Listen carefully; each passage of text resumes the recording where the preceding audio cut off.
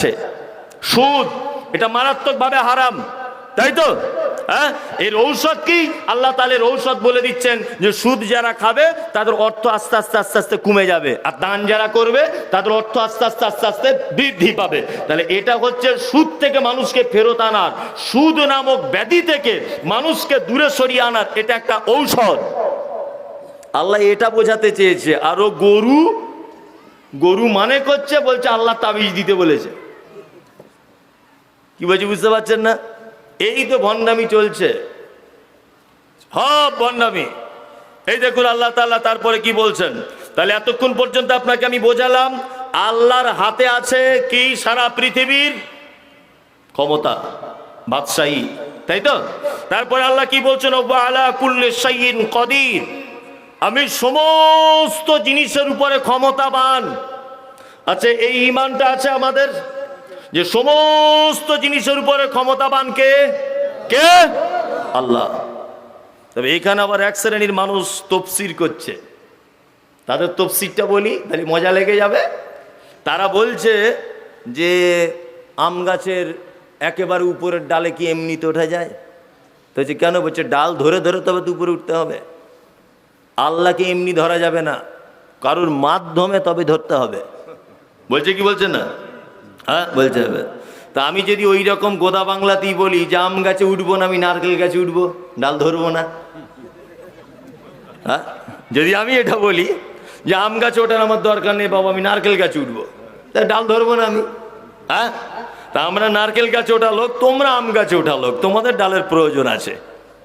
কি বললাম বুঝলেন না? এটা হচ্ছে এমনি কথা, আর বাস্তব যেটা সেটা কি? আপনাকে একটা কথা বলি। আচ্ছা, আল্লাহকে পেতে গেলে কি কোনো মাধ্যম সত্যি ধরা লাগে? লাগে বলুন? লাগে না।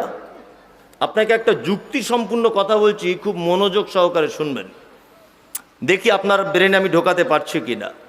আচ্ছা, মানুষ কখন বলুন তো লোক ধরে দামি কোনো লোকের সঙ্গে দেখা করার জন্যে? লোক ধরে কখন? আমি হাজী সাহেব একজন মন্ত্রী ধরে নেন, উনি রাজ্যের মুখ্যমন্ত্রী ধরে নেন, তা আমি ওনার সঙ্গে দেখা করব। হাজী সাহেব জীবনে আমাকে চেনে না, চেনে না। কে? মমতাজুল ইসলাম। দেখা করবে? দরওয়ানে মেরে পায়ের খিল খুলে দিবে। খুলবে কি খুলবে না? তাহলে এনার সঙ্গে দেখা করতে গেলে ইনি এমএলএ, ওনার কাছে প্রথমে যেতে হবে, তাই তো? যে এমএলএ ভাই আপনি একটু দয়া করে মুখ্যমন্ত্রীর সঙ্গে দেখা করিয়ে দেন, আমি মমতাজুল ইসলাম খুব বিপদে পড়েছি। হ্যাঁ, আচ্ছা, যদি হাজী সাহেবের সঙ্গে আগে থেকে আমার পরিচয় থাকে তাহলে মাঝখানে আর লোক লাগবে? কথা বলুন, লাগবে না। তাহলে অপরিচিত মানুষ হলে তার কাছে লোক লাগবে। আচ্ছা, এবার আপনাকে বলছি, আল্লাহ আমি মমতাজুল ইসলাম আমাকে পৃথিবীতে পাঠিয়েছেন। আচ্ছা, এটা কি তিনি জানেন কি জানেন না? জানেন। আল্লাহর সঙ্গে আমার পরিচয় আছে না নেই? আছে তো। তার সঙ্গে যখন ডাইরেক্ট পরিচয় আছে, তাহলে মাঝখানে এমএলএ কেন ধরতে যাব? এই কথার উত্তরটা আপনি আগে আমার দেন। মাঝখানে তাহলে এমএলএ সাহেবকে ধরতে যাবো কেন? আমি ডাইরেক্ট মন্ত্রীর সঙ্গে কথা বলবো, এটাই তো। হ্যাঁ, এটা একটা কথা হলো। আর একটা ব্যাপার হলো এই যে আপনি কেন কারুর মাধ্যমে কিছু করতে যাবেন? আচ্ছা বলুন তো, একটা ফ্যামিলিতে একটা শিশুকে সব থেকে বেশি মারে কে? কে? তার বেশি মারে মা, মা, তাই না? আচ্ছা, তাই বলে কি আপনি আমি এটা বলতে পারবো যে মা হচ্ছে সব থেকে বড় বদমাশ? বলতে পারবো? পারবো না। মা মারে। আপনাকে একদিন খুব মেরেছে, খুব বুঝে উত্তরটা দেবেন। খুব মারা মেরেছে আপনার মা একদিন। মেরেছে কখন? সকাল 9টায়। 10টার সময়তে আপনার দুধ খাবার প্রয়োজন, আপনি তখন ছোট, 4 বছরের বাচ্চা, দুধের প্রয়োজন। তা আপনার দাদিকে গিয়ে বলছে, দাদি তোর পায়ে ধরে বলছে একটু মাকে বলে দে না একটু দুধ দিতে, খুব খিদে পেয়ে গেছে। আচ্ছা বলুন তো, বাচ্চাটা যদি তার দাদিকে গিয়ে বলে মাকে একটু বলে দে না যেন দুধটা আমাকে দেয়, তাহলে এই কথাটা দাদিকে বলার কারণে মা খুশি হবে না মা দুঃখ পাবে? কোনটা? দুঃখ পাবে। এই কথাটা দাদিকে বলা মানে হলো মায়ের মাতৃত্বের ভাগ একটু কমিয়ে দেওয়া। মা এটা চায় যে বেটা তোকে আমি মেরেছি অপরাধ করেছি বলে, তুই কেন দাদির কাছে গেলি? আমি তোকে এত ভালোবাসি, তুই ডাইরেক্ট আমার কাছে আসতে পারলি না? আচ্ছা বলুন তো দেখি, 1,00,000 কোটি মায়ের ভালোবাসা এক জায়গায় করলে যে ভালোবাসা হবে, তার থেকেও একটা বান্দাকে আল্লাহ বেশি ভালোবাসে কি বাসে না? বাসে বাসে। তাহলে মাঝে সাঝে আমাদের উপরে বালা মুসিবত আসে, কারো জ্বর হয়, কারুর বাচ্চা হয় না টোটালে চিকিৎসা করার পরেও, কারুর ছেলেটা হঠাৎ করে মারা গেল, কেউ হঠাৎ করে প্যারালাইসিসে। এই রোগ কে দেয়? আল্লাহ আল্লাহ আল্লাহ। তাহলে মারে মাঝে সাঝে কে? আল্লাহ। তাহলে চাওয়া দরকার কার কাছে? ডাইরেক্ট আল্লাহর কাছে। মাঝখানে দাবি আসবে কেন? মানে মাঝখানে পীর সাহেব এলো কি করে? বোঝাতে পেরেছি আপনাকে? মাঝখানে পীর সাহেব এলো কি করে? ও তো থার্ড পার্সন, ও তো নিজেই কিয়ামতের মাঠে নৌকা চালাবে, 10 পয়সা দাম নাই তো, নিজেই তো নৌকার মাঝি হয়ে নৌকা চালাবে। কি ওয়াজ চলছে মার্কেটে, আপনাকে যদি বলি আপনি আশ্চর্য হয়ে যাবেন। ওয়াজ করছে হুজুর, ও বাপের আমার, ভাইরা আমার। বলছে কি হলো? বলছে কান খুলে শুনে নাও, জামা কাপড় সব খুলে বসো। বলছে মারাত্মক কথা বলবো। বলছে কি কথা? বলছে আমাদের মুরিদ যখন মারা যাবে, আমাদের পীর সাহেবের এত কেরামতি, মুনকির নাকির ফেরেশতা আসার আগে পীর সাহেব আগে কবরের ভিতর ঢুকে যাবে, যে মুরিদের পক্ষে হয়ে ফেরেশতাদের সাথে লড়াই লেগে যাবে। যে নারে তাকবীর, আল্লাহু আকবার। কি আশ্চর্য ব্যাপার! হ্যাঁ, এটা কি জলসা হলো? ছি ছি ছি, এটা ইমান থাকবে? হ্যাঁ, ইমান থাকবে না, একদম ইমান থাকবে না। বলছে আমাদের হুজুর বসিরহাটে, উত্তর 24 পরগনা বসিরহাটে জলসা করতে গেছে। তা ভালো, বসিরহাটে জলসা করেছেন। জলসা করে আসার সময় বাপের আমার হুজুরের বার হতে একটু দেরি হয়ে গেল। তারপরে কি হলো না, ট্রেনের বাঁশি বেজে গেছে, ট্রেন চলে যাবে। হুজুর বসিরহাট নদীর এই পার থেকে দুয়া বলে ফুঁক দিয়ে দিল। বাঁশি মারার পরেই ড্রাইভার তার ঘরের ভিতরে ঘুমিয়ে গেল, ট্রেন চালাতে আর সুযোগ পেল না। হুজুর গাড়িতে চাপলো, তবে ট্রেন আবার স্টার্ট হলো। বুঝছে না রে তাকবীর, আল্লাহু আকবার। হুজুরের তো সাংঘাতিক কেরামতি। হ্যাঁ, এই হচ্ছে জলসা। কি বলছি বুঝতে পারছেন না? এই হচ্ছে জলসা। কোন পক্ষ আসবে? কথা বলুন, আসবে? আল্লাহকে ধরতে গেলে কোনো পক্ষ লাগে? লাগে না। বলছে ওসিলা ধরতে হবে। ওসিলা, বিনা ওসিলাতে কিছু করা যায় না। বলছে ওসিলা মানে? বলছে মাধ্যম। গরু কোথাকারে? ওসিলা মানে মাধ্যম। হ্যাঁ, এই আমরা নামাজের আজানের পরে দোয়া বলি না, আতি মুহাম্মাদানিল ওয়াসিলাতা। হ্যাঁ, তার মানে এর মানে কি? আল্লাহ মোহাম্মদকে ওসিলা দাও, অর্থাৎ জান্নাতে যাবার কোনো মাধ্যম দাও। মোহাম্মদ একা জান্নাত যেতে পারবে না। বোকা কোথাকারে? নিকটবর্তী করে দেওয়া, যে আল্লাহ তুমি মোহাম্মদকে আল্লাহর নিকটবর্তী করে দাও। তা আপনাকে আমাকে নিকটবর্তী আল্লাহর সঙ্গে আপনার নিকটবর্তী করে দিতে পারে কে? কে? আল্লাহ। এমন করে সমাজে ওয়াজ করা হয়েছে যে মানুষের মাথা একেবারেই গরম। আচ্ছা বলুন তো, পৃথিবীতে অলি হওয়া, আল্লাহর অলি হওয়া খুব সহজ না খুব কঠিন? আল্লাহর অলি হওয়া, বুঝে বলবেন, আল্লাহর অলি হওয়া খুব সহজ না খুব কঠিন? আল্লাহর অলি হওয়ার থেকে বড় সহজ কাজ আর কিছু নেই। বড় সহজ কাজ আর কিছু আছে? আর কিছু নেই। আপনার ইচ্ছা আছে আমি আর্মিতে চাকরি করব, আপনার যোগ্যতাও ভালো, আপনার মনের ইচ্ছাও খুব জোর, তাহলে তো আপনার চাকরি হওয়ার কথা। কিন্তু আপনার এক জায়গায় সমস্যা, আপনার হাইট হচ্ছে 4 ফুট 3 ইঞ্চি, অথচ আপনার যোগ্যতা আছে, আপনার মনের জোরও আছে আমি আর্মিতে চান্স পাবই, কিন্তু আপনার সাইজ কতটা? 4 ফুট 3 ইঞ্চি। একজনা বলছে যে আমি রফিকের মতো গায়ক হব, ও গানও ভালো জানে, সবই ঠিক আছে, অনেক মুখস্থ করেছে, কিন্তু গলাটা খুব ফ্যাস ফ্যাসে। আচ্ছা জীবনে গায়ক হতে পারবে? পারবে? সম্ভব নয়। সম্ভব? সম্ভব নয়। আচ্ছা বলুন তো, কেউ যদি বলে যে আমি আল্লাহর কাছে মোমেন বান্দা হব, তাহলে কালো বেটে লম্বা ধলো এরকম কোনো ব্যাপার আছে? নাই। আমি মমতাজুল ইসলাম আরবিতে কথা বলতে পারি, খুব কথা বলতে পারি, সৌদি আরবে 30 বছর ছিলাম, ধরে নেন। আমি আল্লাহর কাছে দোয়া করছি, আর এই লোকটা লেখাপড়া জানে না কিছুই, বাংলা শিক্ষিত ধরে নেন, আরবি জানে না, ও দোয়া করছে। আর ওই লোকটা বোবা, ও বোবা, ও কিছু বোঝে না। বোবা নয়, কানে শোনে, করে কথা বলে, স্পর্শ কথা বলতে পারে না। আচ্ছা বলুন তো, আমি আরবি বেশি জানি বলে আমার দোয়াটা আল্লাহর কাছে বেশি গ্রহণযোগ্য? Yes no? নো, হতে পারে না। আমি আরবি বেশি জানলে কি হবে? আমার আল্লাহর কাছে গ্রহণযোগ্য এটাই যে আমার আল্লাহকে অন্তর থেকে কে কি বলছে এটা দেখার ব্যাপার আছে। কি বলছি বুঝতে পারছেন না? আমি মুখে বলছি আল্লাহ এই করো তাই করো, এই করো তাই করো, জীবনে নামাজ পড়ি না। বুঝতে পারছেন না?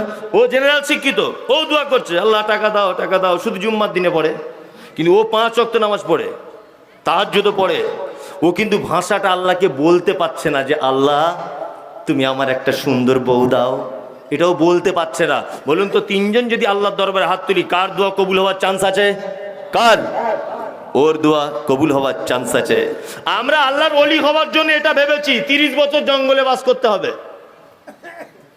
আর বউ ছেলে পিলে কিছু থাকলে হবে না, শুধু আল্লাহ ধ্যান করতে হবে, সুবহানাল্লাহ সুবহানাল্লাহ সুবহানাল্লাহ সুবহানাল্লাহ, জঙ্গলে বসে বসে করতে হবে, বলছে আল্লাহর ওলি হওয়া যায়। বানর কোথাকারে। আচ্ছা, পৃথিবীর সব থেকে বড় ওলি, ওলি মানে আল্লাহর বন্ধু, ওলি মানে কি? আল্লাহর বন্ধু। সব থেকে বড় বন্ধুকে হযরত মুহাম্মদ সাল্লাল্লাহু আলাইহি ওয়াসাল্লাম, তারপরে পড়ি সাহাবায়ে কেরামগণ। আবার সাহাবায়ে কেরামদের মধ্যে 4 জন বিখ্যাত ওলি, আবু বকর, ওমর, উসমান, আলী, এই 4 জন মারাত্মক বড় ওলি, আল্লাহর ওলি, তাই তো?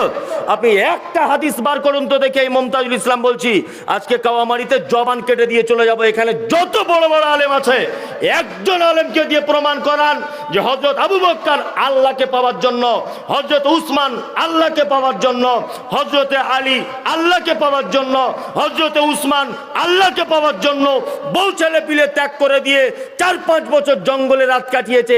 একটা হাদিস বার করুন। পারবেন আপনি? পারবেন না। তার মানে বোঝা গেল ওলি হতে গেলে জঙ্গলে বসবাস করা লাগে না। ওলি হতে গেলে আত্মীয়তার সম্পর্ক ভালো রাখুন, হালাল খাল, তাহাজ্জুদ পড়ুন, 5 ওয়াক্ত নামাজ পড়ুন, বৈধভাবে রুজি উপার্জন করুন। এই রকম ভাবে যদি চলতেই পারেন, আপনি বোবা হন, কুঁজো হন, কানা হন, ল্যাংড়া হন, আপনি পরিষ্কার হন, কালো হন, ধলো হন, লম্বা হন, বেটে হন, যাই হন, আপনি হবেন আল্লাহর বন্ধু। ঠিক বললাম না ভুল বললাম?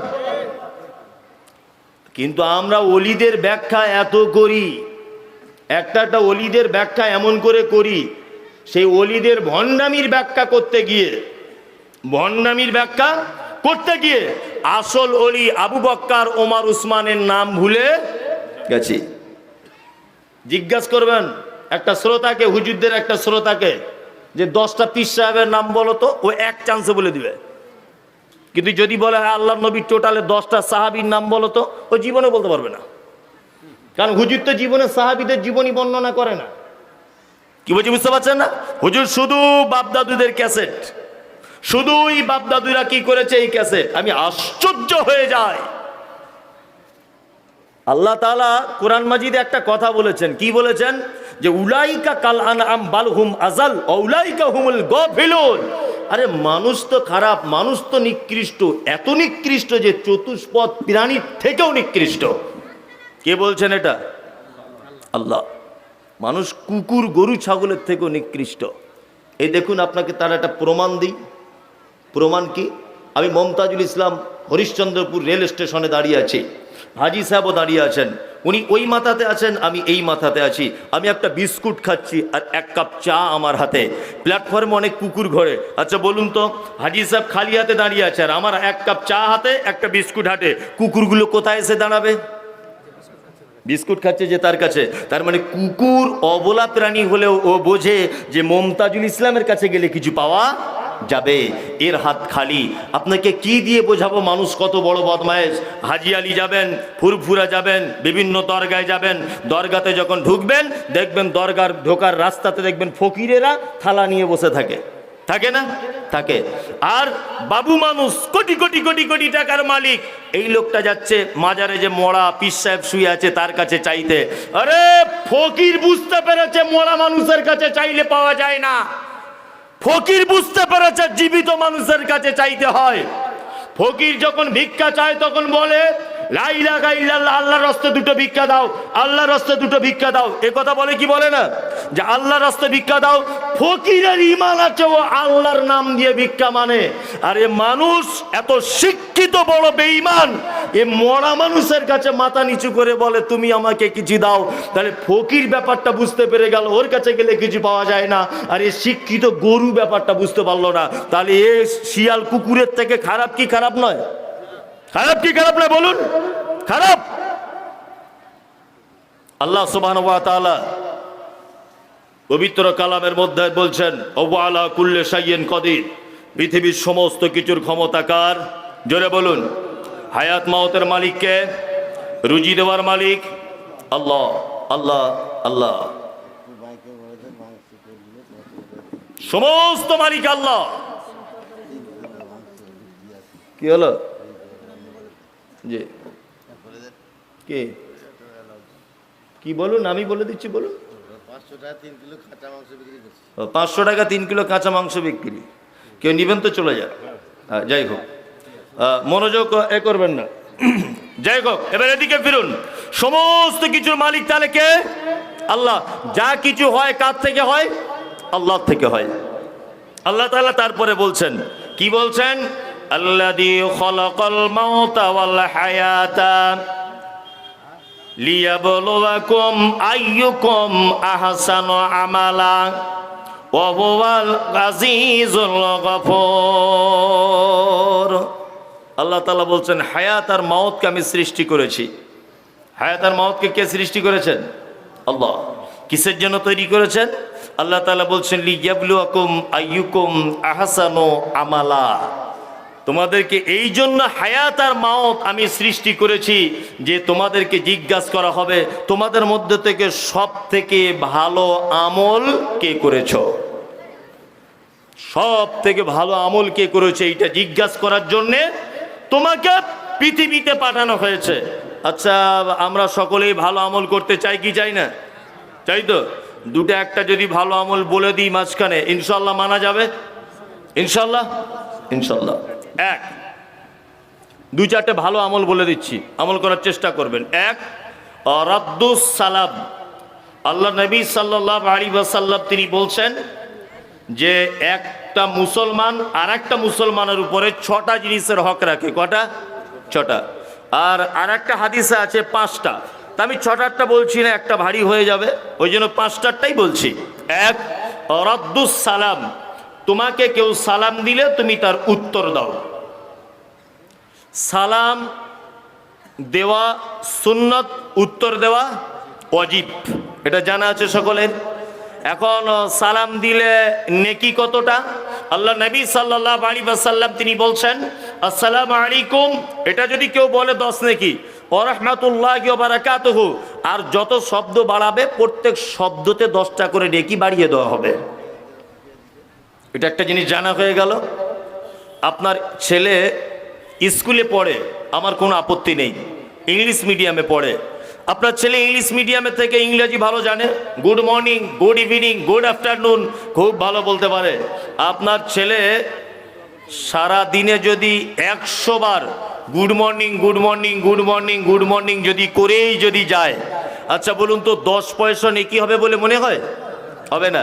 কিন্তু আপনার বেটা যদি আপনার সঙ্গে দেখা হবার বা আপনার কোনো আত্মীয়র সঙ্গে দেখা হবার পরে যদি বলে আসসালামু আলাইকুম, তাহলে নেকি হবে কি হবে না? হবে।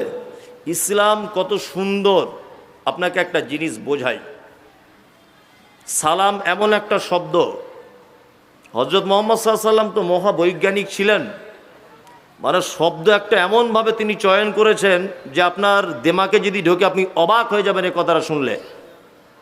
গুড মর্নিং এর বাংলা মানে শুভ সকাল, তাই তো?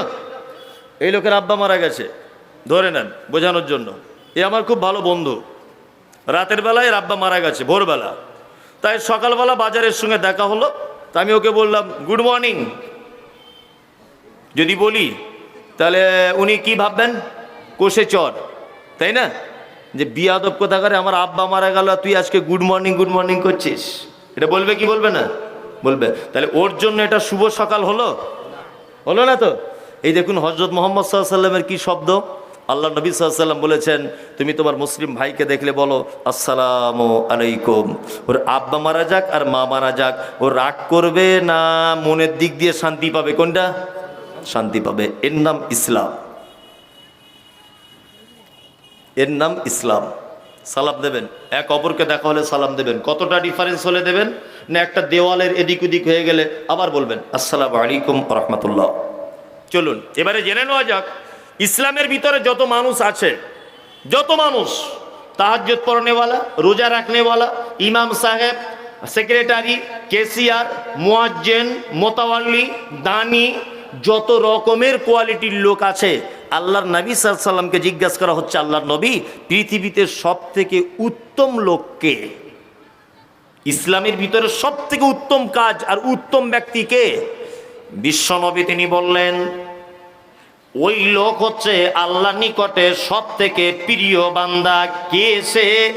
নবীজি বলেছেন যে পরিচিত অপরিচিত মানুষকে দেখলে বলে আসসালামু আলাইকুম। এই লোকটা সব থেকে আল্লাহর নিকটে প্রিয়। ইনশাল্লাহ আমলটা করব, ইনশাল্লাহ বলুন। আজকে জলসা থেকে এখান থেকে বাড়ি যাওয়ার সময় এক অপরকে সালাম দিয়ে যাব, ইনশাল্লাহ আমলটা করবেন। নাম্বার 2, ওয়ায়াদাতুল মারিজ। নবীজি বলেছেন পৃথিবীতে যত ভালো কাজ আছে তার মধ্যে একটা ভালো কাজ অসুস্থ মানুষকে দেখতে যাওয়া। পাড়ায় কোনো একটা লোক অসুখে পড়ে আছে, তাকে দেখতে চলে যাবেন। দেখার পদ্ধতি কি আর নেকি কতটা এটা বলে দিই। প্রথমে এই লোক অসুস্থ, যাবেন বাড়িতে, মাথায় হাত লাগাবেন, ঠিক এইভাবে মাথায় হাত বোলাবেন আর বলবেন লা বাসা তাহুরুন ইনশাআল্লাহ। দোয়াটা একবার বলুন, লা বাসা তাহুরুন ইনশাআল্লাহ। আপনি ভাই টেনশন করিয়েন না, আল্লাহ আপনাকে ভালো করে দিবে। মামু টেনশন করো না, খালু টেনশন করো না, আল্লাহ তোমাকে উত্তম করে দিবে, আল্লাহ তোমাকে ভালো করে দিবে। এই কথাটা আল্লাহর নবী বলছেন। কেউ যদি সন্ধ্যাবেলা গিয়ে কোনো রুগীকে যদি বলে, তারপরের দিন সূর্য ওঠার আগ পর্যন্ত আসমানের ফেরেশতারা এই দোয়া করে যে আল্লাহ রুগীকে তো সুস্থ করবে, যে দেখতে এসেছে তাকে আগে কল্যাণ দান করো। তাহলে যাওয়াটা লাভ হলো না লস হলো? লাভ হলো। আর যদি কেউ সকালবেলা যায়, তাহলে সন্ধ্যাতে সূর্য ডুবে যাবার আগ পর্যন্ত আসমানের ফেরেশতারা এই দোয়া করে। আল্লাহু আকবার। আমাদের সমাজে একটা প্রথা আছে, এটা বলে রাখা খুব ভালো হবে। এগুলো খুব বাস্তবমুখী কথা, এগুলো না বললে আমার মন ঠিক তৃপ্তি হয় না। সেটা হচ্ছে এই, দেখবেন কিছু গ্রামে ধনী মানুষ আছে, দায়িত্ব পর্যায়ের মানুষ, যারা দায়িত্বশীল। এরকম কিছু মানুষ আজকে 2 মাস ধরে অসুস্থ। দেখবেন গ্রামের সিংহভাগ মানুষ ওই লোকটাকে দেখতে যাচ্ছে আপেল আঙ্গুর বেদানা নিয়ে। কারণ ধনী লোক, মেম্বার, যদি একটু দেখতে যাই ইন্দিরা আবাসনে একটা ঘর ঢুকিয়ে দিতে পারে আমার নামে, এরকম একটা লোভ লালসা আছে। ওর বাড়িতে 10টা ফ্রিজ, বিশাল দামি লোক, 5টা ফ্রিজ, 5টা ফ্রিজে মাছ মাংস আপেল আঙ্গুর বেদানা রাখার জায়গা নেই, তবুও নিয়ে যাচ্ছে আর বলছে মামু আরও খাও। ধনী লোক, গ্রামে সম্ভ্রান্ত পরিবারের ছেলেও এই কারণে। আচ্ছা, আপনাদের গ্রামে কোনো দিন দেখেছেন যে কোনো হাই স্কুলের হেডমাস্টার বা কোনো হেড মাওলানা, আমি আমাদেরটা বলছি, হেডমাস্টার, হেড মাওলানা, একজন উকিল আছে, একজন ব্যারিস্টার আছেন, এইরকম হাই কোয়ালিটির কিছু শিক্ষিত মানুষেরা কেউ মারা গেলে কারুর মায়ের বা বাপের জঙ্গলে কবর খুঁড়তে যায়, দেখেছেন? হাই স্কুল হেডমাস্টার যায়? যায় না। যদি যায় ইল্লা মাশাআল্লাহ, সাধারণ যায়। এবং যারা যায় তারা কে? গরিব মানুষ, একেবারে দুর্বল, নিম্ন কোয়ালিটির লোক, রিক্সা চালায়। কবর খুঁড়িয়ে এসে কথা বলে যে তোমার মায়ের কবর একদম ফিনিশিং, ভাই দাও, আমাদের রোজের দাম মজুরিটা দিয়ে দাও, বলে না, বরঞ্চ দিতে গেলে লজ্জা বোধ করে যে আস্তাগফিরুল্লাহ, টাকা দিও না পল্টু ভাই, তোমার মা মারা গেছে আমার মায়ের মতোই, আমরা জানি বলে করে দিলাম, তাই তো? হ্যাঁ। আপনার বেটির বিয়ে লেগেছে, সামাজিক অবস্থাটা বলছি, বেটির বিয়ে লেগেছে, আপনি সব শিক্ষিত মানুষদের বাড়িতে আগে আগে চিঠি করে দিলেন 27 তারিখে নভেম্বর আমার বেটির বিয়ে, অবশ্যই আপনারা আসবেন। আচ্ছা, জীবনে কোনো দিন এটা মনে হয় যে আমার আব্বার যে লোকটা কবর খুঁড়লো, যে লোকটা আমার মায়ের কবর খুঁড়েছিল, যে লোকটা আমার দাদুর কবর খুঁড়েছিল, যে লোকটা আমার দাদির কবর খুঁড়েছিল, সর্বপ্রথম ওই লোকটাকে গিয়ে বিয়ের কার্ডটা দিয়ে আসি, মনে থাকে? থাকে না। থাকে না। ওই রকম একটা একদম লো কোয়ালিটির লোক ওই গ্রামের দক্ষিণ পাড়াতে বাড়ি, আজকে 3 মাস বিছন সজ্জাতে, 3 মাস বিছনে পড়ে আছে, কেউ তাকে দেখতে যায় না, কারণ ও দুর্বল মানুষ বলে। আমি মমতাজুল ইসলাম বলছি, আপনি তাহাজ্জুদ নামাজ পড়ে 10 বছর যতনে কি পেয়েছেন, আপনি যদি এই লোকটাকে দেখতে গিয়ে ধনী মানুষ যদি হন, পকেট থেকে 20-50 টাকা যদি বার করে লোকটাকে দিয়ে বলতেন, ভাই তুমি আমাদের কবর খুঁড়তে, গ্রামের একজন প্রবীণ মানুষ, তুমি এক যে গরিব মানুষ বলে তোমায় কেউ আসে না দেখতে, আমি এসেছি, আমি ধনী মানুষ, এই 5000 টাকা তোমাকে দিয়ে গেলাম, ভাই তুমি বড় ডাক্তার দেখাও, আল্লাহ তোমাকে ভালো করে দিক। আমি তো বলবো 10 বছর তাহাজ্জুদ পড়ে যে নেকি পেয়েছেন, তার থেকে বেশি নেকি হবে ইনশাল্লাহ। আপনি কেন ভুল করছেন? কোথায় আপনি তাহাজ্জুদ পড়ে জান্নাত যেতে চাইছেন? বাড়ির পাশের বাড়ির লোক অসুস্থ পড়ে আছে 3 মাস, আপনি শুধু ঘন ঘন তাহাজ্জুদ নামাজ পড়ছেন, চিল্লিয়ে চিল্লিয়ে লোককে দেখাচ্ছেন। কোথায় আপনি হজ করতে যেতে চাইছেন 5 লাখ টাকা খরচা করে? অবশ্যই আপনি যান হজ করতে, হজ ফরজ হয়েছে, যান, কিন্তু আগে এইগুলো দেখুন। এইখানে তো পড়ে আছে নাকি, এই ব্যাপারগুলো বলুন তো কেউ তুলে ধরে? কেউ তুলে ধরে না। গ্রামে কোনো উদ্যোগ আছে এরকম? গ্রামে এরকম কোনো কমিটি আছে যে জাকাতের একটা গ্রামে ফান্ড করি দুস্থ মানুষদের চিকিৎসার জন্য? আমাদের গ্রাম্য ব্যাপার আছে? নাই। অথচ কাওয়ামারি গ্রামের একটা লোকের বেটির বিয়ে লজ্জাতে গ্রামের লোকের কাছে চাঁদা তুলতে যেতে পারেনি, ওই জঙ্গিপুরের মসজিদে নামাজের পরে বলছে আমার বেটির বিয়ে, কিছু চাঁদা দাও। কাওয়ামারির কথা বলছি না, এগুলো হচ্ছে কি হচ্ছে না? হচ্ছে। কেন গ্রাম থেকে এই দায়িত্বগুলো নেওয়া যায় না? ইয়াং জেনারেশনগুলো কি করে? কি আপনি প্রতি বছর জলসা দিচ্ছেন? আগে এই সমস্ত জনকল্যাণমূলক কাজগুলো করুন। দিলওয়ার হোসেন সাইদি বাংলাদেশের প্রখ্যাত তফসির কারক, উনি একটা কথা বারবার বলতেন, হাবিজাবি মরণে কোনো লাভ নেই, মরার আগে কিছু করে তবে মরো।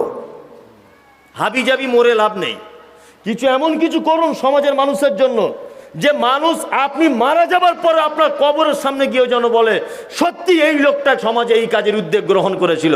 আপনি কোথায় জান্নাত খুঁজতে চাইছেন? এটা বলুন তো, আপনি কোথায় আপনি জান্নাত খুঁজতে চাইছেন?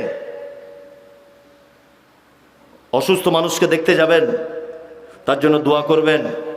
যারা 5 ওয়াক্ত সালাত আদায় করেন, ফজরের নামাজ পড়ে এদিক ওদিকে কেন ঘোরাফেরা করেন?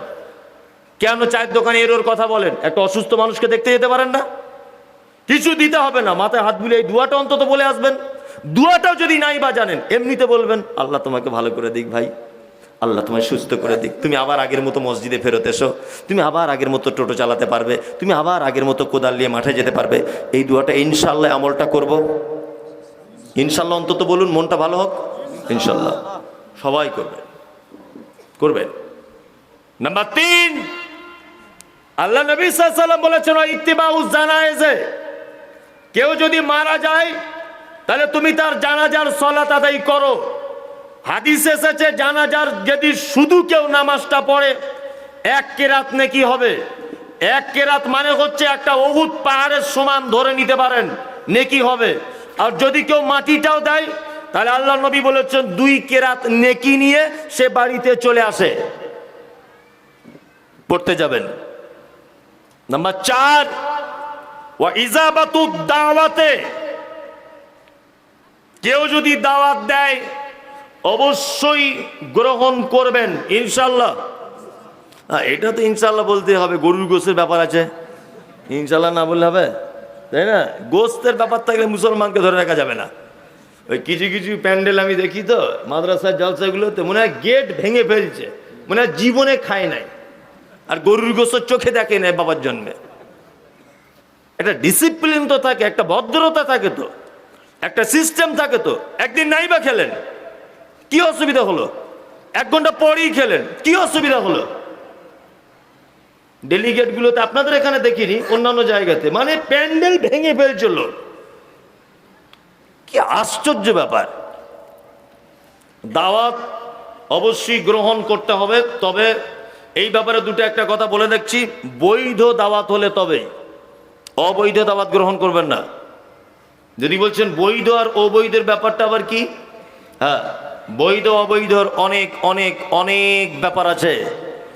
যেমন অবৈধ নিষিদ্ধ দাওয়াত, সেগুলো হচ্ছে এই যে আপনাদের এলাকায় কোনো মুসলমানই না কি বলে খাতানা, এইগুলো দিলে বাড়িতে একটু হালকা করে 20-30 জন কুটুম নিয়ে অনুষ্ঠান করে তো, ছিল আগে, আস্তে আস্তে উঠছে তো।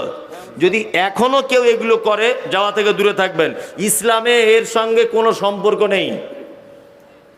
কি বললাম বুঝলেন? ইদানিং আমাদের ওদিকে চালু হয়েছে একটা নতুন সিস্টেম, আপনাদের এদিকে জানি না, তবে হলে অবশ্যই প্রতিরোধ করার চেষ্টা করুন। এক, বেটির বিয়ে দিয়েছে, মেয়েদের প্রথম বাচ্চা দেখবেন মায়ের বাড়িতেই হয় সাধারণত, হয় না? তা মেয়ের প্রথম বাচ্চা হয়েছে, তা ছেলের পক্ষ থেকে 25 জন আসছে টাটা সুমো গাড়ি নিয়ে ওই বাচ্চাটাকে নিতে, এরকম হয়? হয় তো? কম হয়, তাই তো? কম। যদি আপনাকে কেউ এরকম অনুষ্ঠানে দাওয়াত দেয়, সাপোর্ট করিয়েন না। আর একটা বলে দিই, পৃথিবীর সব থেকে জঘন্য খাদ্য আল্লাহর নবীর ভাষাতে, সব থেকে নিকৃষ্ট খাদ্য আল্লাহর নবীর ভাষাতে, সেটা হচ্ছে যে বিবাহ হওয়ার আগে মেয়ের বাড়িতে 10 জন 15 জন 20 জন গিয়ে বিয়ের ডেট ঠিক করা, বায়না মানা কি বলে আপনাদের? হ্যাঁ, এটা আপনাদের এখানে হয় না নিশ্চয়ই?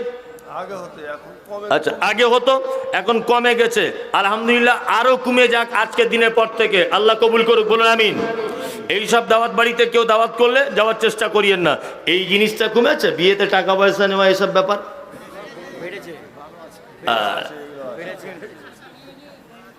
আলহামদুলিল্লাহ এইসবগুলো আছে। তাহলে আমি ভাবলাম হয়তো আমাদের ওদিকে আছে, আপনাদের দিকেও মাশাআল্লাহ।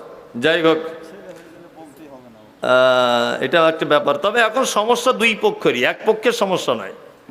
কেউ কিছু না নিলে আবার মেয়ের বাপ বলছে মনে হয় ছেলের কোনো ব্যাপার আছে, তাছাড়া কই কিছু চাইলো না, বলে না? হ্যাঁ, এটাও একটা সমস্যা হয়েছে এখন ইদানিং। অনেক জায়গাতে নিচ্ছে আলহামদুলিল্লাহ, অনেক মানুষই নিচ্ছে না, ওটা তো আলাদা ব্যাপার। কিন্তু যারা নিচ্ছেন, এখানে তো ওই ফেরেশতা নেই যে কেউ নেয়নি। হ্যাঁ, এখানে কি সবাই ফেরেশতা আছেন? কই দেখুন তো, বলুন তো দেখি যে 1 টাকাও লিইনি। এটা কোরআনের মজলিস, আপনি মিছে মিছে হাত তুলতে পারবেন না। ওই একজনে এইরকম করে তুলছে, ওই যে সাদা গেঞ্জিওয়ালা, কি ব্যাপার? একটু জোরে তুলুন দেখি কে কে আছেন, তুলুন। আর তার মানে হাত যারা তুলতে পারছেন না, নিশ্চয়ই গোলমাল গোলমাল গোলমাল ভেজাল আছে। তবে অনেক মানুষ হয়তো হাত তুলছে না, কিন্তু তারপরেও নেয়নি, এরকম লোকও আছে আলহামদুলিল্লাহ। তবে নেয়নি এরকম লোক খুব কম, নিয়েছে এরকম লোক বর্তমানে বেশি। বেশি না? হ্যাঁ, নিয়েছে বর্তমানে বেশি। আবার নেওয়ার পদ্ধতি কি? হাজি সাহেব মানুষ, মৌলভী সাহেব মানুষ, এই বড় বড় দাড়ি, বড় পাঞ্জাবি। বেটির বাপ ওকে জিজ্ঞাসা করছে, বিহাই সাহেব কিছু নেওয়া দেওয়ার ব্যাপার ট্যাপার আছে? হাজি সাহেব বলছে, আস্তাগফিরুল্লাহ, এইসব কথা তুমি আমাকে বলছো? চি চি চি চি, আমি হাজি সাহেব মানুষ, এসব ব্যাপার আমি জানি না, যা জানে আমার বড় জামাই জানে। হচ্ছে পাক্কা শয়তান। কি বললাম বুঝলেন না? যারা বলছে যা জানে বড় জামাই জানে, পাক্কা শয়তানে। ছেলে তুমি মানুষ করেছো না জামাই করেছে? হ্যাঁ, বদমাইশির জায়গা পাও না। ছেলে কে জন্ম দিয়েছে? কুল্লুকুম রাইন ওয়া কুল্লুকুম মাসউলুন আন রায়াতিহি। আল্লাহর নবী বলেছেন, প্রত্যেক বাড়ির গার্জিয়ানকে জবাবদিহি করতে হবে তার অধীনস্থে থাকা বেটি, তার বেটা সম্পর্কে। তা তোমার জামাই কেন ওখানে মাঝখানে এলো? এরকম জামাই যদি কেউ থেকে থাকেন, আর শ্বশুর যদি আপনাকে এই দায়িত্ব দেয়, তাহলে অবশ্যই শ্বশুরের মুখের উপরে বলে দিয়েন যে এই রকম নেমো খারামি কাজ আমি নেই। তবে আপনি জামাই হিসাবে বলতে পারবেন না, কারণ আপনিও তো নিয়ে রেখেছেন, আপনি বলতে পারবেন না। কি বলছি বুঝতে পারছেন না? হ্যাঁ, আবার চাওয়ার পলিসি কেমন, চাওয়ার পলিসিটা দেখুন। জামাই আবার গিয়ে বেটির বাপকে বলছে, না বিশেষ কিছু চাই না, এই একটা মোটর সাইকেল দিবেন, আপনার মেয়েই চাপবে, আমার শালা ড্রাইভার হিসেবে থাকবে। একটা মোটর সাইকেল দিবেন, আপনার মেয়েই যাতায়াত করবে, আমার শালা ড্রাইভার হিসেবে চালাবে। তো এক কাজ করে, একটা থালা দিতে বলো, তোমার শালা ভিক্ষা করবে থালাটা নিয়ে, আর ওর মেয়ে হাত ধরে ধরে ঘুরবে। থালা চাও একটা, একটা অসভ্যতার তো একটা সিস্টেম থাকে, থাকে না? থাকে।